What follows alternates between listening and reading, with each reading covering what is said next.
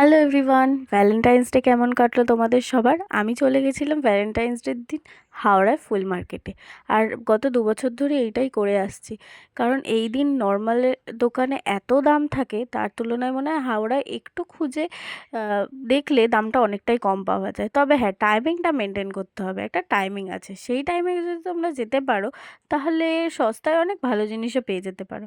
তো তারপরে ওখান থেকে এসে প্রথমে সব গোলাপগুলো সেপারেট করে কাকে কোনটা দেবো, তারপরে চলে গেছিলাম আমরা তান্দুর গার্ডেনে ভ্যালেন্টাইন্স ডে মানাতে। সেদিনকে খুব সুন্দরভাবে অ্যাম্বিয়েন্সটা সাজানো ছিল, চারিদিকে লাইভ মিউজিক হচ্ছিল, তারপরে এরকম সুন্দর করে টেবিলটা ডেকোরেশন করা ছিল। আর এই যে গোলাপের যেটা টেবিলে দেখবে রাখা, এই যে এইটা লাল কালারের, ওটা আমি দিয়েছিলাম। আর তারপরে অনেক কিছু খাওয়া দাওয়া করেছিলাম, আর এই করেই পুরো ভ্যালেন্টাইন্স ডেতে কাটিয়ে ফেললাম।